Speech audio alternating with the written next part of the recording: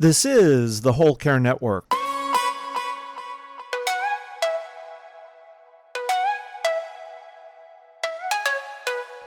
Helping you tell your story one podcast at a time. Content presented in the following podcast is for information purposes only. Views and opinions expressed in this podcast are solely those of the host and guest and may not represent the views and opinions of the Whole Care Network. Always consult with your physician for any medical advice, and always consult with your attorney for any legal advice. And thank you for listening to the Whole Care Network.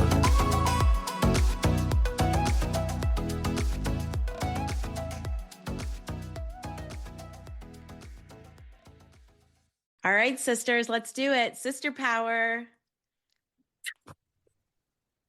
Sisterpower.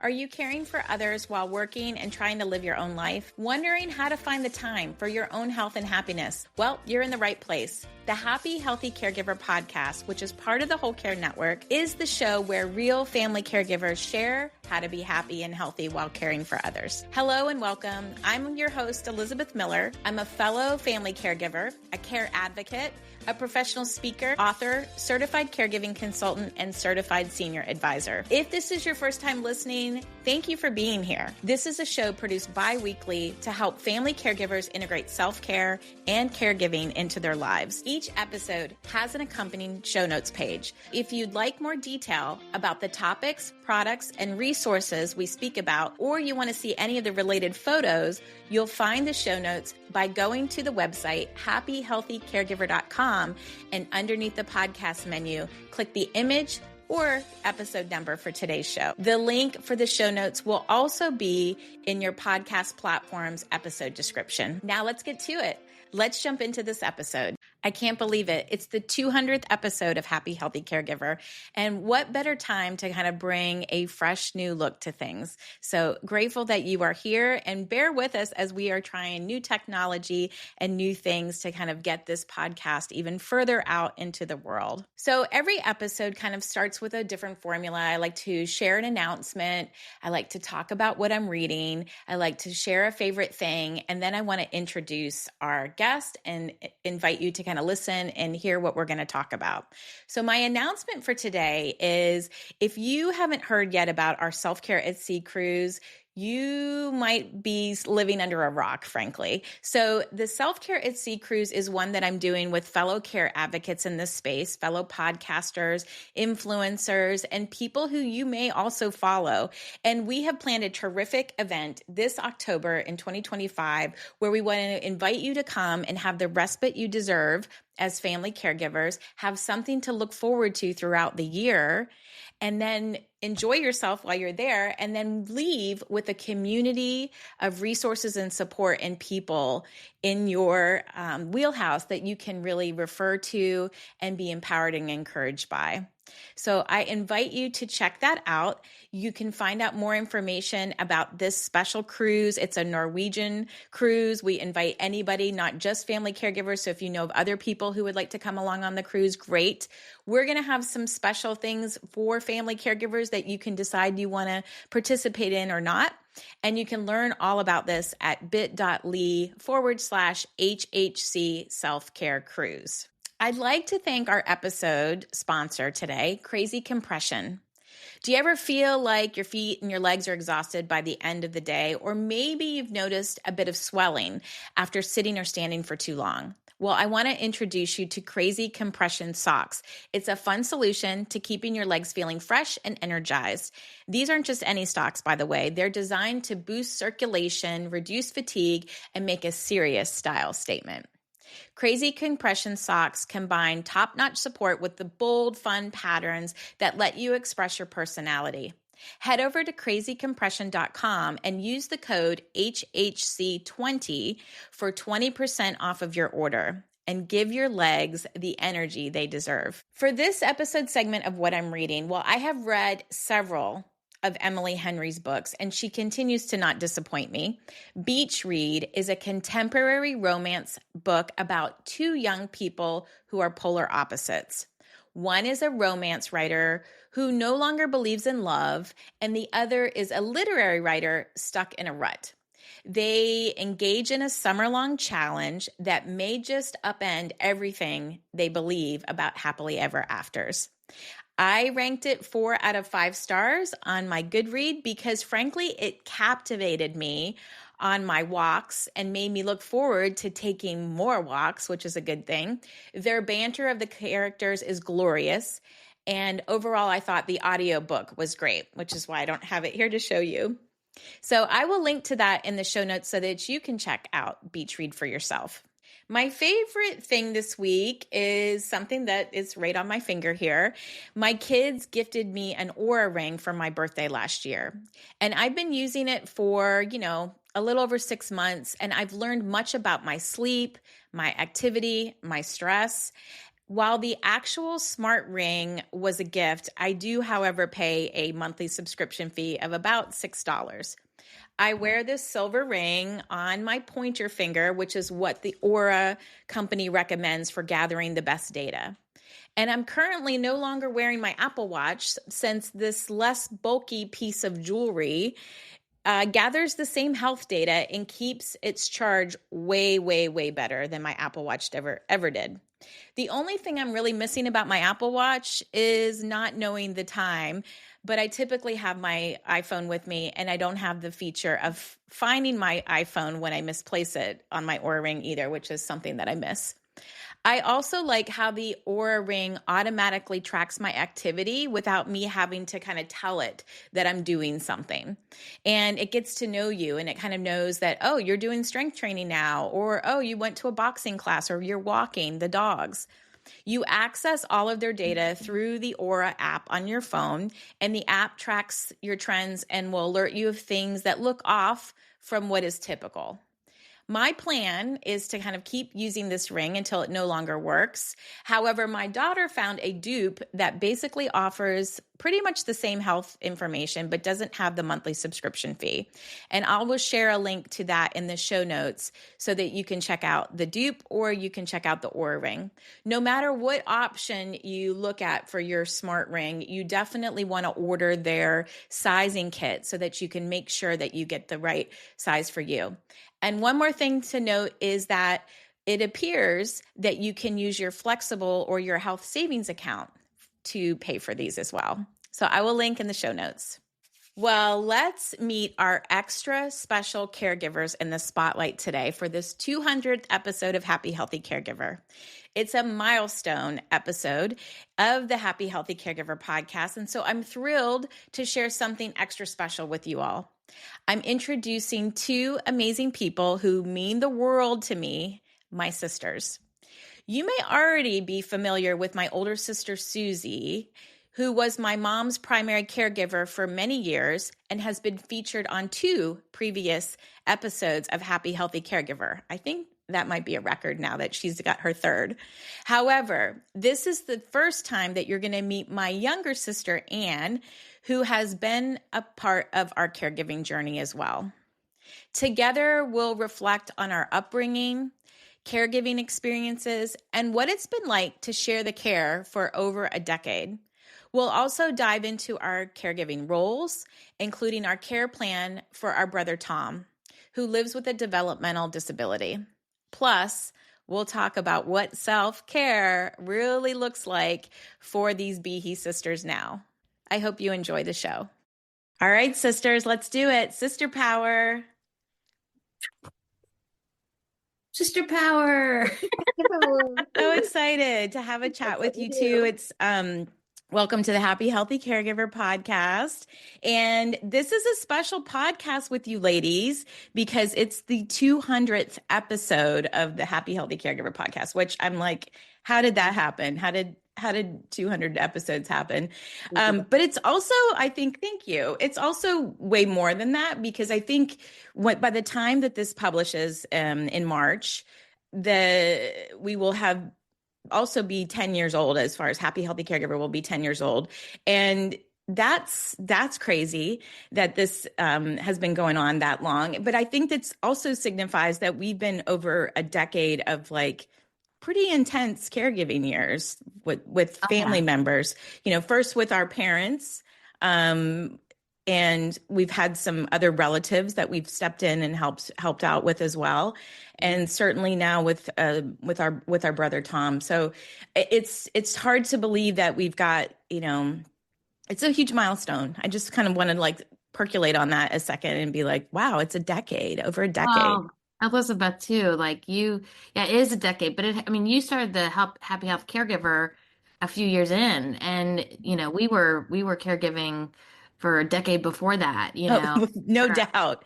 and No then doubt. and Yeah. and I just want to recognize that this is how much that you have added to the caregiving community by creating this forum and having all of the things. So stop crying and Oh, I'm gonna leak like probably 6 times, but that's normal. I at least one time per episode because we're human.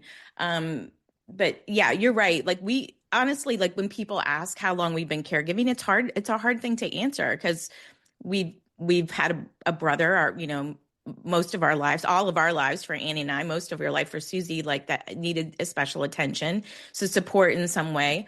But also, I think our parents were declining. I say most of our adult lives they were declining, which is You kind ever of, really stop being a caregiver? That's the truth, though. There's always someone in your life. There's always someone, if it's not yeah, your immediate family, especially in a big family. yeah, it's so important the work you're doing. I just Aw, really am so thank proud of you. you, sister. Thank you. Thank you. Well, we kick off the show. This might look familiar to you, sister. And maybe you'd like to introduce this jar. People get tired of hearing me. So you know about this Happy Healthy Caregiver jar, but when did this start, Susie? When did it start? 5 years ago? When did you start it? No, it originated as a gift to you. Oh, is that when it originated? I Yeah. did not realize that. I love it. Yes, so you pull out a quote every day. It's an inspiration and it gets you thinking, and it's a wonderful tool to just ground you. Yeah. It really was affirmation. it was initiated because when we transitioned care from mom, me being a primary caregiver to you, and we packed up mom in the U-Haul and drove off to Philadelphia, first in your house and then later into Michigan. Like, who wants to do that? Who wants to be like, here, sister, here, you've got mom now. And we kind of do that now, frankly, with Tom, with us being snowbird caregivers. There's Yeah. certainly a transition there. But that's where it initiated. And I maybe this comes from mom, but I love quotes and things. And I like to I have little journals, like remember all her little journals, which she would write down little things I that, have that little book that she collected all, and she would tape them all in. She'd clip them out of newspapers. We have that still. It's yeah. hmm Yeah, she just, and so I definitely have we all have pieces, I think, of our parents in us, but I honest confession here is that sometimes when I pull these out during the podcast, I don't read what's actually on here because I would be reading the same ones sometimes over and over again. So that's just a little confession for today. But the one I picked out for today's show is you call it chaos, we call it family. That's a good one. It's a good one. Yeah. It's like, people say if you had to put your trash and your family drama and all of that out to the curb, you would likely still take yours back in if you had to choose from everybody else's. I've heard that. That's That's good. true. I probably would, if it was a HOA, I'd probably get kicked out if they saw all the trash out front. Yeah. Yeah. I mean, but I think that's normal. I mean, there was certainly a time growing up where I felt like, we were the Waltons, but then you start to get older and you realize like, no, there's some things here. There's definitely some things here. So let's first introduce, because I know you all, but let's introduce you to the podcast listeners. I'd love to just kind of, where do you live? What do you do for a living? What's your family like there? And then we're going to kind of get into the care stuff on its own. But like, who are you? Who are you, Anne? Let's start with you. Me? Okay. Well, Anne Woodbury is the youngest of six of you guys. I live in the Falls Church, Virginia, which is just outside of DC. So basically in DC, and I work in Arlington. I own a public relations company that focuses on health and healthcare called Cura Strategies. Cura is Latin for to care for, to heal. And we help all kinds of healthcare nonprofits and companies with their public relations and integrated marketing needs. Probably more importantly, though, I am the mom of two, Tyler and Connor, and wife of Jeff of 24, 3 years. Oh, wow. It'll be 24 years this April. Um, and really blessed that Jeff is a stay-at-home dad, and has been for over a decade, which has been really helpful for us, for me. And, so I haven't had as much of the caregiving, daily burdens. I think it's the hardest job in the world to be a stay-at-home parent. Really, truly, and I'm so grateful that he's able to do that. Tyler is a junior in high school. Connor is in the military, based in Columbus, Georgia. So I get to see you sometimes when we come down and see him. And he is headed to Alaska to Amazing. Be based there. Amazing. And we got to toot your horn, sister, because you were recently inducted into the Washington PRSA. I might not be saying it right. Hall of Fame. I'm like, my sister's in the Good Hall job. of Fame. I know. So I got to be there to watch. Yeah, It was so exciting, man. I love it. I love it. All right, Susie, introduce yourself for the folks. Okay. I'm Susie Morrell. I am the oldest of the three sisters. I'm not going to say by how many years, but my younger sisters. I live in Michigan, in northeastern Michigan, to be up here by Alpena, Michigan. I'm on the eastern. It kind of flip-flops, doesn't it? It's backwards on the camera. So I live on Hubbard Lake, which has been in our family for years. I bought the home off the family after our parents passed away to continue what we call being Hubbard Lake happy. This place has been in our family for almost 25 years. So Yeah. I am a professional artist. I work here. I have a studio here. I paint. I'm an oil painter. I'm in two galleries in Michigan. One's in Alpena called the Thunder Bay Art Gallery. The other one is in Suttons Bay, which is over on the west side of the state near Traverse City. So I sell my small works there. I'm also online and I work by commission. So Nice. I keep real busy doing that. I have What's your website, Sue? Tell people what your website is. SusieMorrell.com. I think Yeah. Elizabeth's going to put it in the show notes. Yeah, we'll put all the Cura strategies. Susie Morrell. Tell us about your kids and your family, Right. Suze. Yeah. Oh, I also rent the Acorn Cottage. Maybe we could put that in that's part Yes. of yeah, my work gig is I have a small rental on the lake. It's a 1-bedroom. It's beautiful and does Gorgeous. yeah, where I block it when family comes, but it's open when there's no family or friends here. My children, I have 4 children. My oldest, David, 31, works for Cura Strategies. My daughter recently engaged. Very exciting. I know. She's a nurse at Children's Hospital. She works in the pediatric cardiac ICU there, loves her job.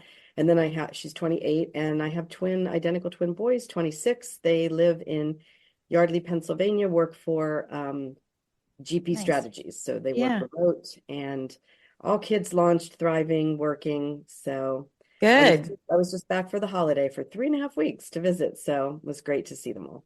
I know. It's fun to be home family. And then I get, afterwards I get into kind of like this, I'm ready to get back into my routine and stuff. I think what's amazing too is like hearing us and putting all that together is like all of us are entrepreneurs, and our dad was like, he loved business and he loved chatting with us about our work lives and stuff. But he did not know, Anne, that you started your PR company. And he certainly didn't know about my thing because I started it after he passed away. But in Susie, he knew you were a painter, but I don't think he realized all of the things that you exploded into. So pretty amazing too, I think, while, during this caregiving decade of building businesses, because that is not for the faint of heart. Yes. Yeah. Yeah. He was such a role model in the rural world. Yeah. He was. Our oldest brother, had his own business for quite a while. Yeah, and we should say that there's, we're the sisters of the Behe bunch. We've got, Marcia, Jan, and Cindy here. If you're looking at the the squares on YouTube. But we also have three brothers. So our oldest Skip, birth name Basil, and then Tom born with an intellectual developmental disability, and then Tim. And certainly they have, have involvement in all of kind of what we're talking about, but we're certainly going to focus on the Sisterpower part of it today. But I think it's important kind of to say, too, like before we get into all that, like what was it like? I was going to say growing up Behe, but really, Susie, we got to start with you because you were Lanzoni before you were a Behe. Yes, that's right. Yeah. Well, yeah, briefly, just to tell the story. So, our mother is our natural mother of all the children. My father, Basil Anthony Lanzoni, was a dentist. He was a practicing dentist. When my mom married, they ended up having four children. My natural father passed away when he was 37. My mom was 27. Wow. She had four children. Yeah. So he died. Under 10, right? Excuse me? Under the ages of 10. Yes. Like yes. Tim was 2 years old, I think think. Skip was 9 and down on from there when he passed away. Now he passed away of leukemia, tragically diagnosed in January, passed away the day after Christmas that year. So the day after Christmas is always a little somber for us, and we think about him. But the bright side of the story is Mom went back to nursing. She started caring for Jack Behe, which ended up being the father of Larry Behe, who she started to date. He was a single, amazing career working for Brockway Glass. She met him caring for his father.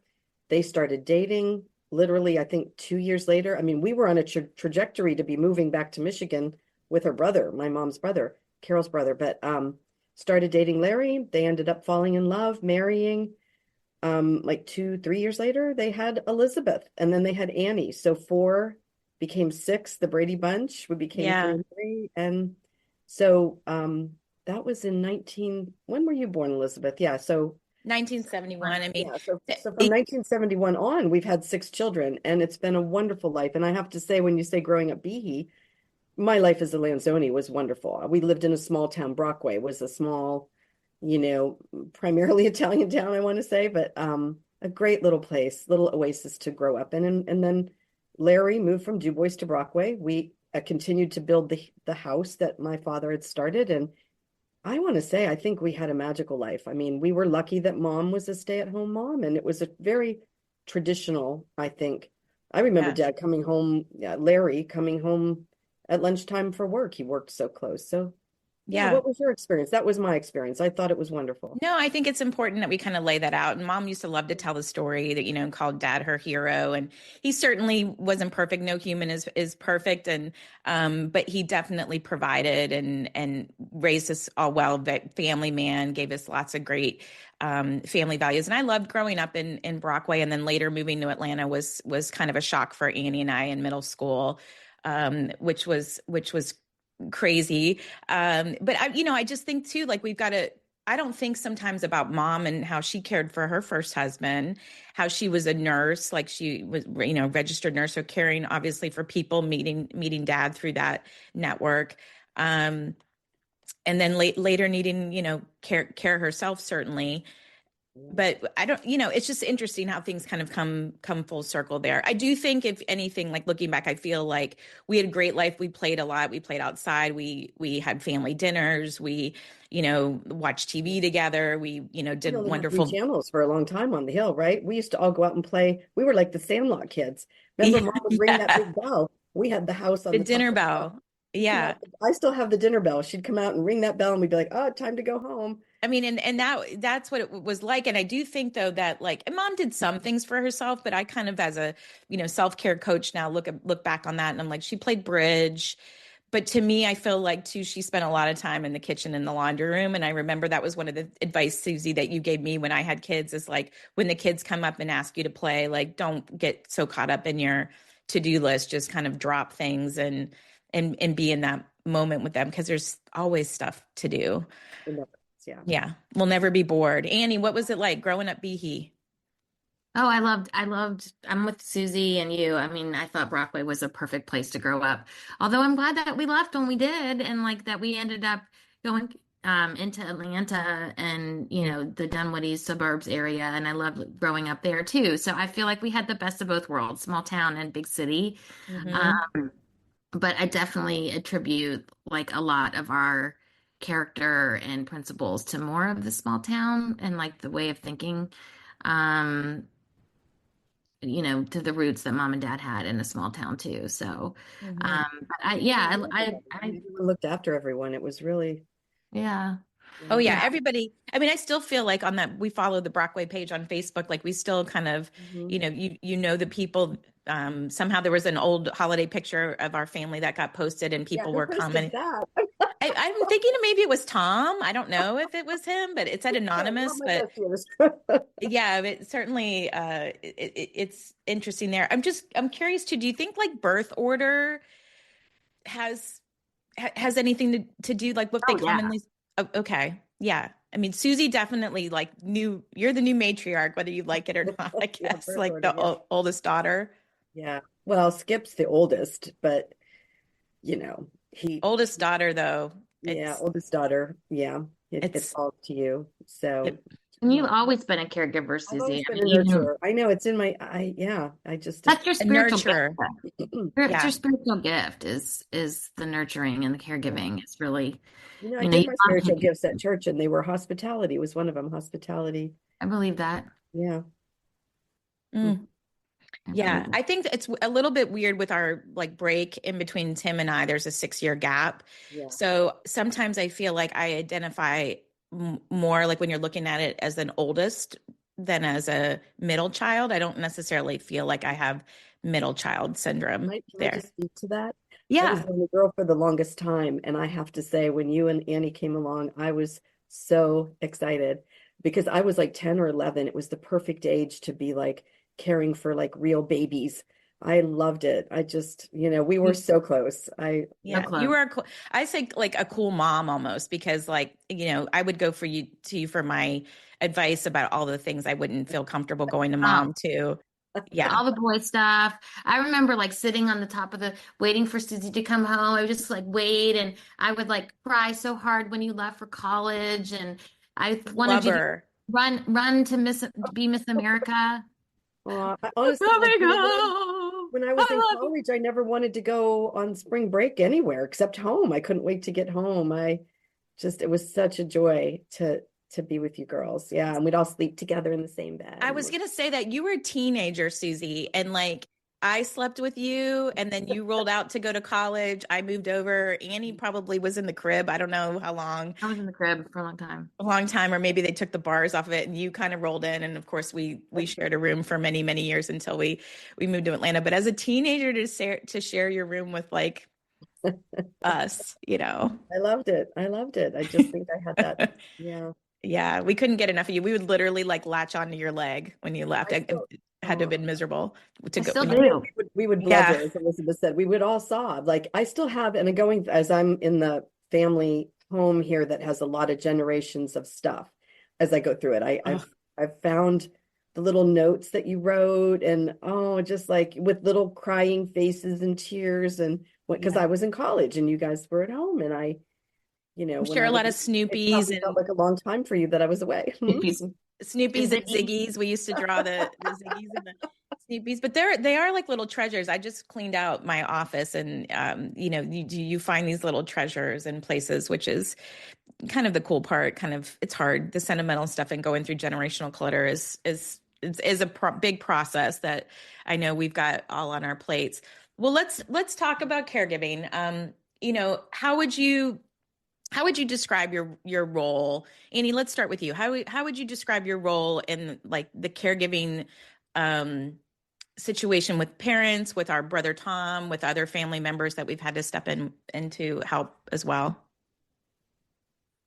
Um, I definitely feel like I am not as in the thick of the caregiving right now as you guys are with Tom in particular, at all. I would say, I feel guilty, frankly, for, not doing more. Um, but back in with mom and dad, I do feel like we often, tag teamed. And there was times when like Elizabeth, you were close, or sometimes my job was a little bit more flexible. And because I had Jeff staying at home a lot and he had more flexibility, it was easier for me to go down. Like when mom had, I remember she was in the hospital with that UTI, and it was making her think all those weird things. Um, Mm. and there was the time when she was intubated, and like I was supposed to go to Amsterdam, and I had to like cancel that trip like suddenly and have somebody else go to my client meeting. And um, I just remember, being with dad and mom when we decided, obviously we were all there, but like when we decided that he was going to go into hospice, that was something that was really memorable. You were Um, you were there though in the room with mom and dad. I remember because we tag team. We weren't all there The necessarily at the tag same team. right. time. Yep. And like trying to tell, when dad said he was done Yeah. and didn't want to be intubated anymore, and mom was like, one more time, Larry, like that story wrecks me. Yeah. Yeah. I Mom remember was, leaving. I had been there a week, and it was you tagging down to come down to make those decisions. And I remember dad not wanting me to Mm. leave. He wanted all his girls around him, and I just remember that was so agonizing. I said, Yeah, away for a week, I have to get home to my kids. Annie's going to be here. You were flying in. Like that's kind of how we worked it. And then we you had, had to because um, we all had jobs and families, and yeah, and this wasn't like, you know, a little sprint. This was like this. We knew this was going to be a marathon.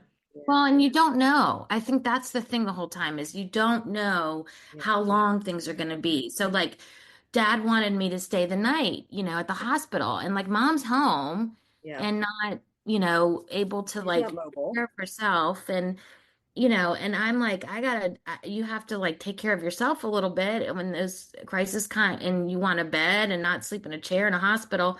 And there was one night in particular that he did not want me to go. And I'm like, Dad, I gotta go. Like, and the hospital was an hour away from Yeah, Amelia. Yes. And Yeah. he, I think he had weird dreams that night.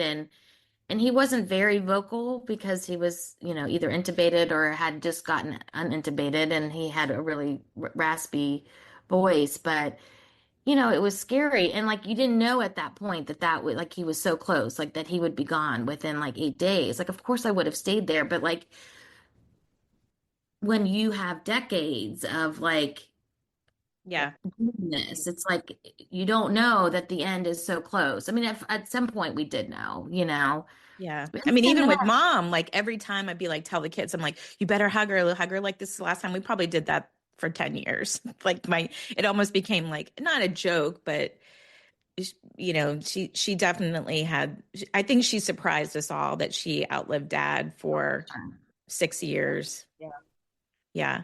And Annie, like I want to address the guilt thing because for what you said with Tom, because I think some of it's just geography, right? Like we've got yeah. this snowbird situation where he's in Michigan and in Georgia. But I know, and I can speak for Susie too, like if we needed you, you'd be there.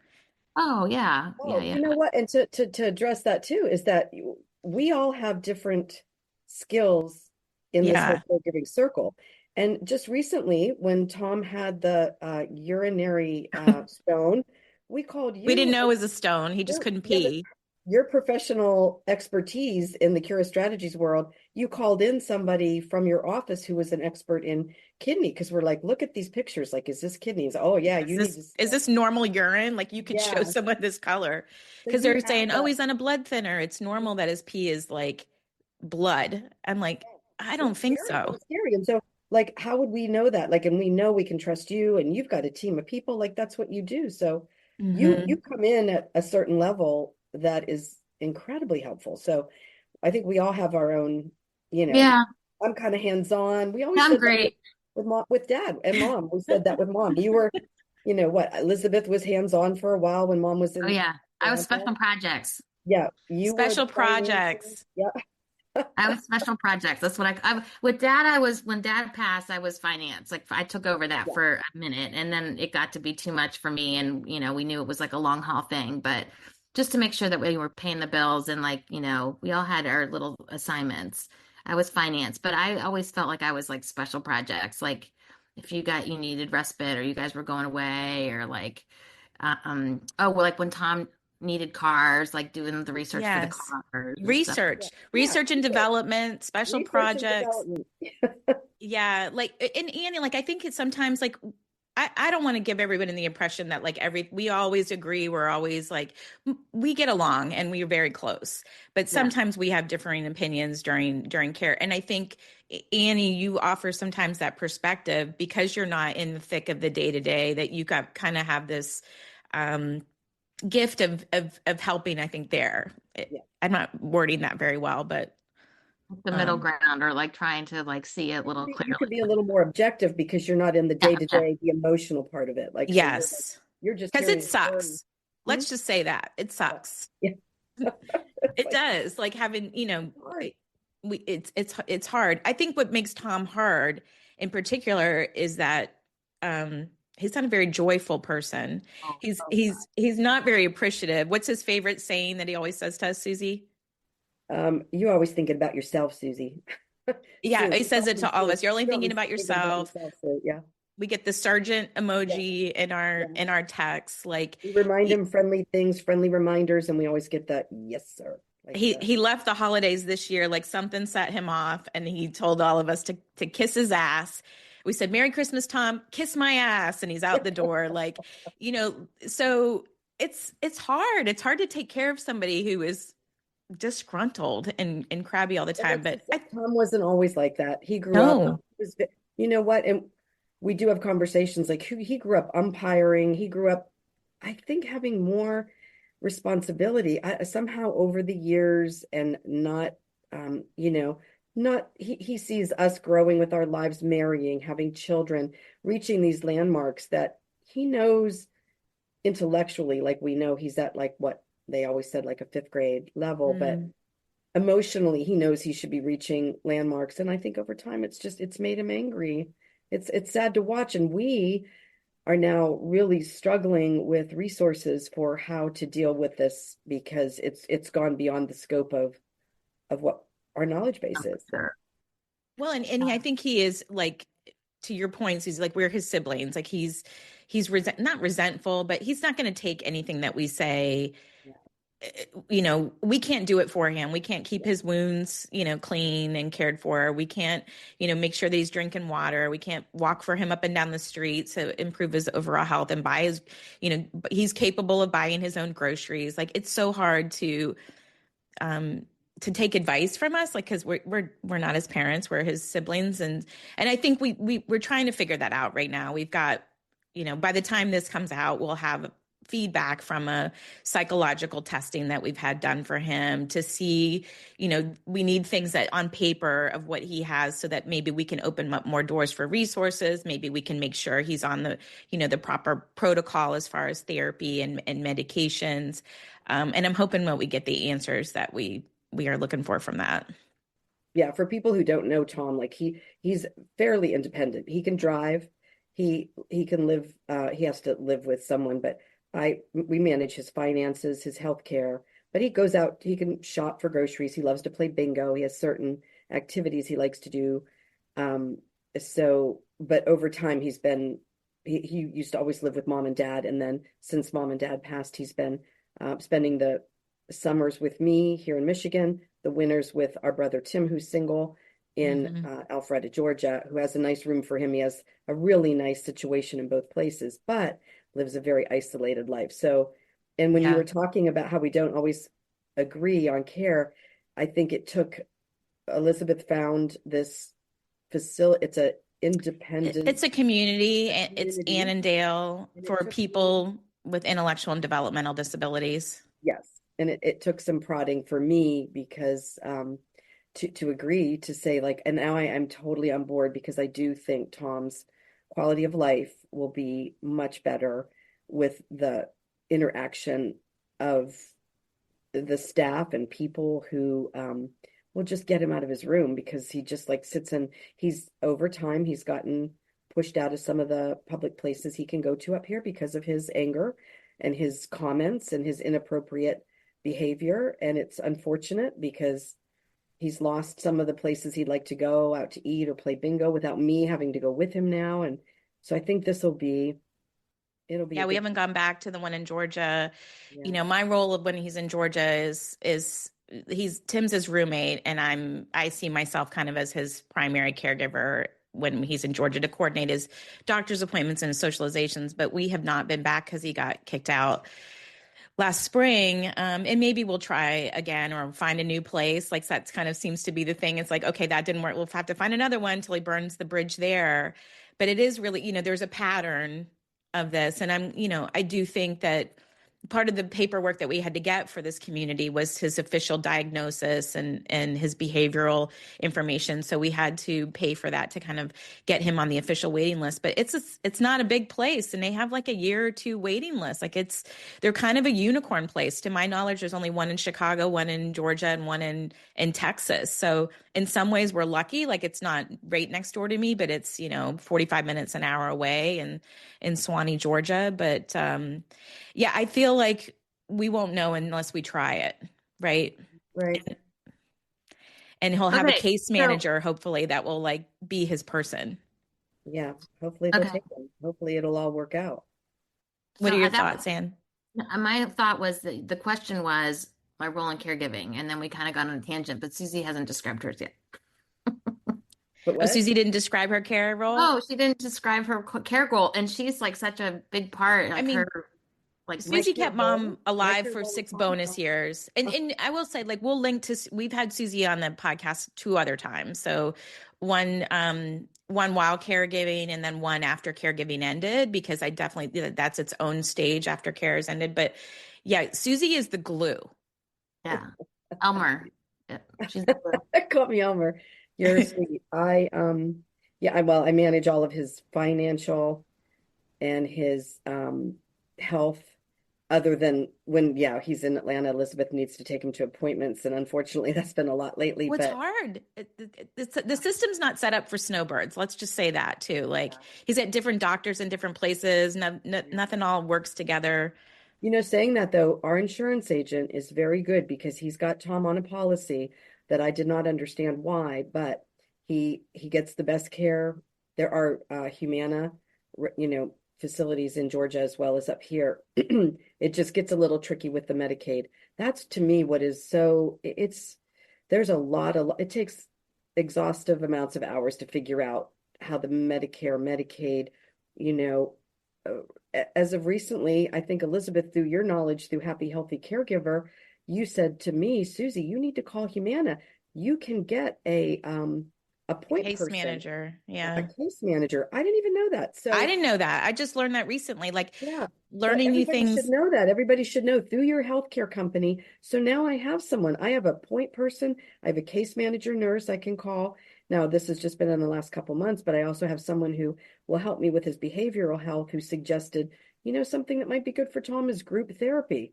I can Yeah. help you find a group therapy situation in Alpharetta, Georgia, because they also work there. That's we're still working on that piece. So, but these things, I have a binder this thick of like Tom, and my organizational system is like a binder, and then it's got an index, and every doctor, every resource, is a number in the index, and then behind that number, I have all the backup.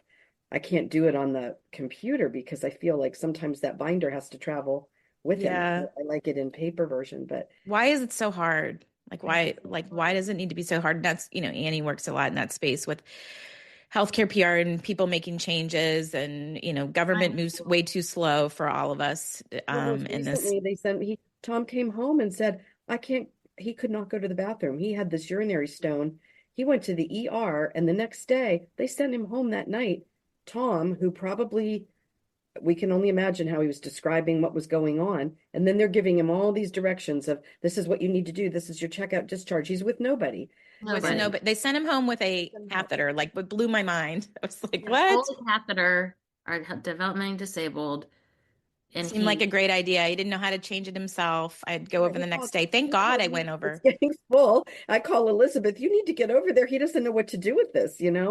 Our brother Tim, who he lives with, had to go to work. He gets up and he's out the door at 7:30. I'm not even sure if he knew in the morning that I don't that think he knew that had he had a catheter either. yeah. It's, I can't believe how the time is flying by too. But like, let's talk about Sister Power. Like, who coined that? Who coined that thing that we did, Sister Power? Like, where did that come from? Anybody You. remember? I believe What? it's you, Elizabeth. I did not. You're the one that coins all these great phrases, I think. I don't, what do you think, Ann? I feel like it was down when in that month when Dad was um dying. Now we know he was dying. Right. And we rented the house with a family that came in, and we just were the people that were like coordinating all these moving things. We had to figure out like what, how to move Mom and Tom, and it just felt like, oh my gosh. And so we would do this, like the thing we did in the beginning, the Sister Power Unite with the fists, because it just was, yeah, like energy. Y'all energize me for sure. Um, you know, I still think we do rely on Sister Power to help caring for Tom. Like Tom is its own thing, and we've talked about, our plan for him and how it's impacted some of our relationships. We've had some disagreements, but we're definitely all aligned, and definitely have disagreements with Tom on a regular basis. Any advice that you guys would give to people who are like siblings like us, who are managing care for aging parents or managing care for other siblings? Like, what are we doing right? Is there any lessons learned here? Anything we can pass on to other people? Hmm. I think it's just to be transparent as much as possible, you know? I mean, I feel like we all tend to be, I mean, family's important to us, and so we're gonna do what it takes and take care of each other, and maybe not all families are like that though, so it's hard. My advice to families that are like ours is like be transparent, be open, Yeah. um, talk to each other, use resources, in terms of like trying to share things like the Google shared documents and things like that where we can. I mean, it would have been so much easier if we had some of that stuff way back when. Um, but for families that like sometimes they're just kind of doing it by themselves and like their siblings are, it's like waiting to see who's going to raise their hand. And Yeah. um, I think you just got to be like really specific about like, this is what can I count on you for? And um, making schedules and things like that, I guess. It's like I don't really know. I feel so blessed to have you girls that we're able to talk and support each other, not just like with the physical caregiving, but the emotional and mental part of it too. I think to your point, like we have a very unique family. We've got three boys, three girls. One does need help, and we're not all like, on the same level of action taking. Sometimes the way that like Skip's got his strengths, our oldest brother. Like if you need to buy a new computer, if you want to pay him to drive Tom north so that he can play golf when he gets up there. We have found some of the strengths that he has, that where he's willing to kind of lean in, but we know he's not going to be a part of the day-to-day conversations. And so we've accepted that. And I call him consistent. Like that's how he consistently has been. Tim is again, maybe not necessarily part of the day-to-day decision making, but the big decisions, I'd say that he's a big part of that. He certainly has a big role in being a roommate with Tom, who's not an easy person to live with when he's in Georgia. And when you Um, tell him to do something, he'll he'll do do it. Yeah, Yeah, he like does being whatever you ask him to specific. do. Yep, yep. And I think that took us a minute to get to know too, is like he's not going to see it, but he's certainly going to get in and get his hands dirty. But somebody has to kind of be this management person who's seeing the bigger picture and hopefully delegating it out, because if not, it's a recipe for burnout. If you don't have a family like ours, like it's harder. It is. I Um, I feel for people who don't have siblings. I have to say, you hear about it, I'm sure you do, Elizabeth, all the time. One thing I would suggest is if you can, we tried this with our parents to get them to, not, it's kind of sad to think about the end game, but in an organizational way, just try to slowly start to downsize over time. It's taught me great lessons over, how to stay organized, getting your financial picture organized. There yeah. are resources out there that you've suggested to me that have helped me put all that I'm not a big fan of the digital because you just don't know. Like I remember how we couldn't even get into Dad's computer. We didn't even know his logon. So, but if you can organize those things and start to think about the downsides and what you want your end of life to look like or what you want for you know, those I last think it care years. definitely has infused that in me. I remember after we went and helped Megan with our cousin who's lost both of her parents, Mhm. and we had to help clean out that house. Like that was very impactful for me. I came back and started labeling my rings and Yeah. getting, we digitized our videos and like all of that stuff. And just thinking about even like cleaning out my office recently, I'm like, I don't want my kids to have to figure out what to do with this. I'm going to make a decision with this right now. Yeah. But I do think care has influenced us more. And for those who are solo caregivers out there, there are ways, like to Susie said, like you've got to grab your resources. And I'll link to an episode I did about solo caregiving. We'll also link to something about generational clutter because I think we've mentioned that a couple times, and of course some of the other things that we've talked about in this episode. But let's turn the channel to self-care. I mean, there's so much we could unpack on caregiving. Like it's so big. But we also want to make sure that we're not burning out in the process. What do you all do? And what do you do to help nurture your health and happiness? And I'm not just talking about physical, but spiritual, social, emotional, financial, professional, all of that. Like what do you do to nurture you? Um, well, I read the Bible. I try to read it every day, even if it's just like 5 minutes sitting in my Like car the before. paper Bible or No, I have the Bible app, although okay. my church is doing like something, this Grace Community Church is doing like a challenge like on their app, but it's, they have a plan and I'd like to find different plans for how I'm feeling or whatever. So that's a big part of it. Is that for me, is is really, and then I like to listen to books on tape, podcasts, reading, that kind of stuff if I, in my free time. I wish I'd like to exercise more. I mean, I do try to exercise. I know, Elizabeth, that's a big part of your mental health, but and I feel better, a lot better when I do it, but I'm not in a place in my life right now where I can say that that's Yeah. part of what's No giving me guilt. mental health. Yeah, it's just um We're all a work in progress. Like none of us have it like perfectly figured out. So it's like you try on different things and figure out what's working for you, and you keep the things that are definitely grounding you. Some of these habits you've had a long time, and then we're always looking for kind of some things that might help us out there. I'm curious, did you do your 20 for 25, Ann? And do you have I anything? did. What's something on your list there? I did my 20 for 25. I have some spaces open. Oh gosh, let's see. I'm going to Cinque Terre with Jeff and Tyler and Susie. Uh, Yay! they'll hike the Cinque Terre, bike Luca, the Wall of Luca. Want to visit Connor in Alaska. A lot of travel, obviously. I want to recarpet my upstairs. I want to try a bungee class. I want to read 12 books. I want to volunteer with A Tyler. bungee class. I'd A never heard of. bungee Oh, fitness class. Woo! I don't know. We'll see. Oh Not my sure if my gosh, daughter's gonna Annie. handle that, but I think it would be hilarious. I gotta get somebody to tape me.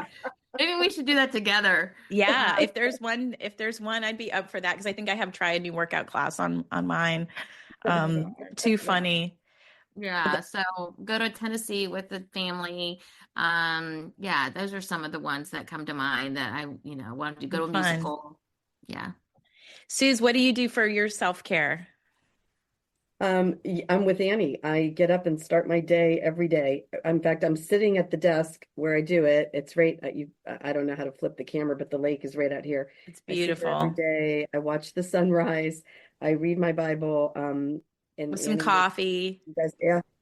Oh I yeah. inspiration. I journal. I journal a lot. I journal about, thoughts. It's more inspirational, like gratitude journaling now. It used to be, a different thing, but yeah, I work out. I don't know if you can, I ride a bike. I don't say I work out, but the things I like to do physically, I love to ride my bicycle. It's Oh, I can blurry. see it. You have one bike on the trainer. Yes, I Oh bought yeah. one of those magnetic trainers and I have my bike inside and I can watch TV now and ride. I like to walk. Um, oh, yoga. I've been doing like some core exercise in the morning. I have a little routine. I'm a Mm-hmm. big believer, and I've been pushing this with my kids in routine. And I know it's weird, but I tell them to write down on index cards, literally, like everything you want to do in a day. And then it always gives me a point. The day's not always going to go perfect or that way, but you can always go back to that. So I Kind of grounds constantly you. thinking about, the bookends of your day, most important, start and end your day kind of the same way. I like it. Yeah. What's on your 20 for 25, Suze? What are some of your I things? I just returned, so I have not done my 20 for 25, but I will. Certainly going to Italy with the Woodburys was not on it, but now it is. I'm like, why not? Yes. Anybody want to learn how to play Mahjong with me? Yeah, actually, that sounds interesting. I I mean, love the tiles. Like, I mean, Yeah. that's, I saw that on Natalie had it on her list too. So, that's something, yeah. I think it's fun. The point of that is more fun in with our Maggie year. recently engaged, I'm sure I'll have a lot of travel back and forth planning that. You froze a little bit there, Elizabeth, but Yeah. We'll link to the 20 for 25, and so folks can to check that out. and it's not like resolutions. It's more what No, you want to do in 2020, like little things, right? Like I got a couple other resolutions for like work stuff that I want to yeah. do, but Yeah, like this is not drudgery. This is this fun. experiences, like things you want to experience more. All right, ladies, I got to get your opinion on the Just For You daily self-care journal on some of the prompts that we have in here. And I thought it'd be fun to kind of pick out your birthdays. So, Annie, we're going to start with you. Your birthday is actually the same as Jacob's birthday, my That's my son. birthday buddy. Yeah, birthday buddies. So it says, what's one local attraction you've been meaning to visit but haven't yet? Oh, I mean, there's so much of the Appalachian, Shenandoah area, but I just read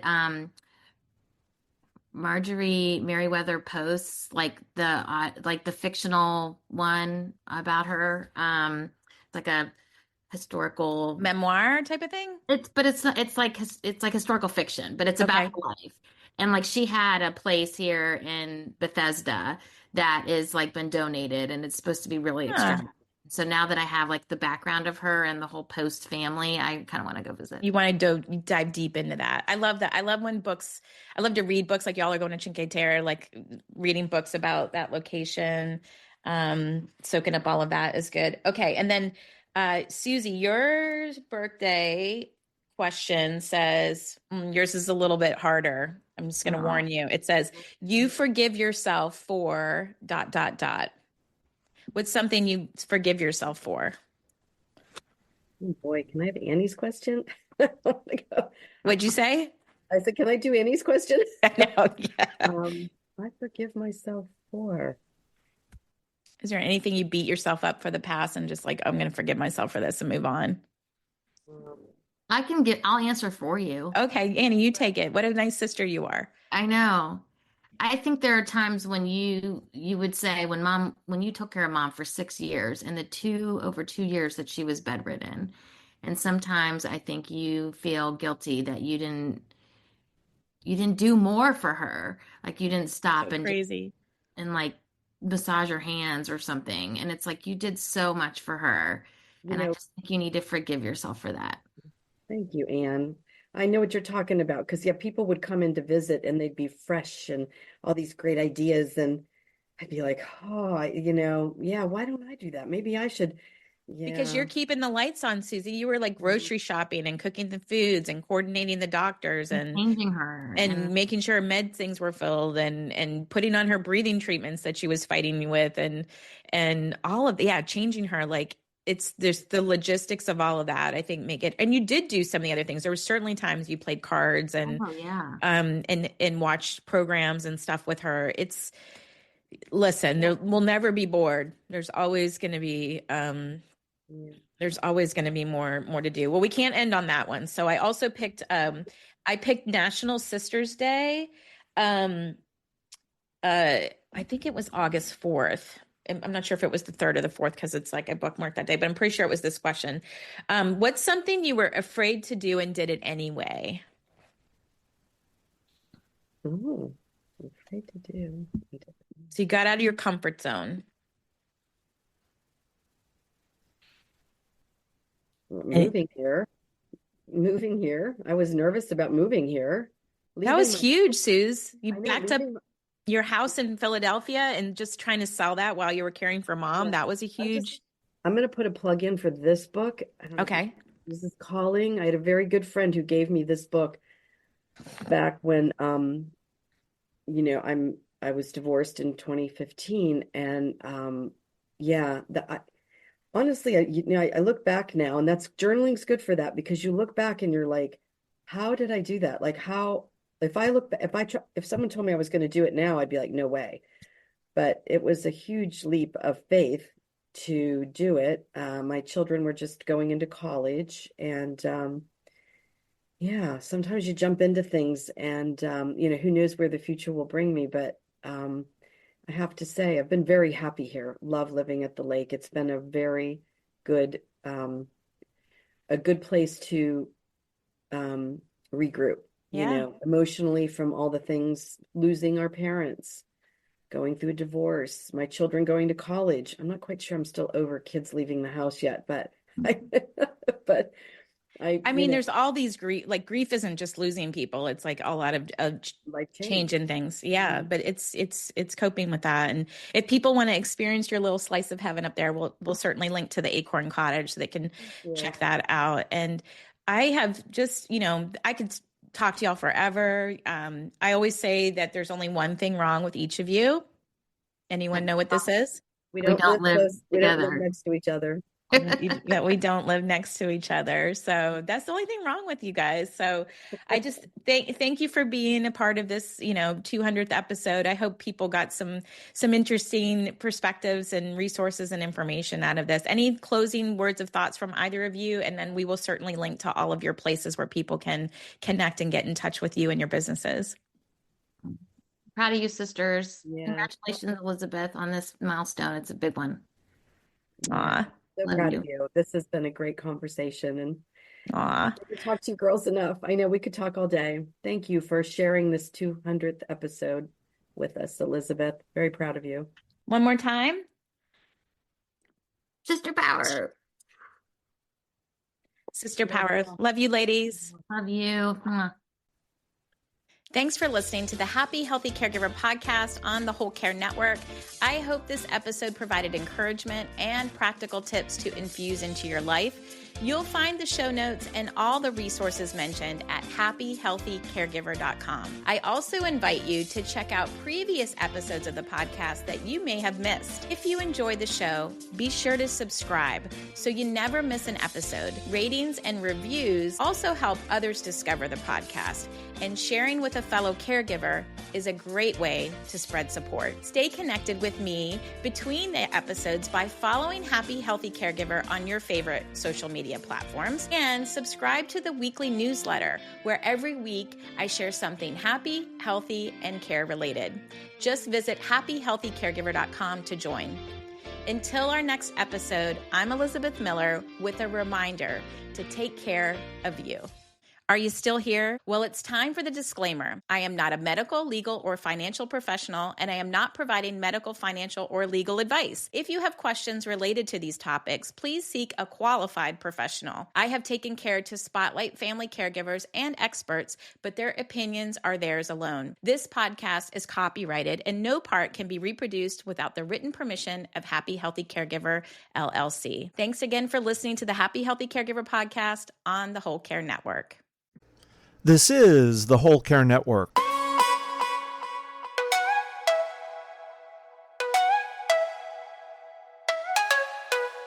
Helping you tell your story one podcast at a time.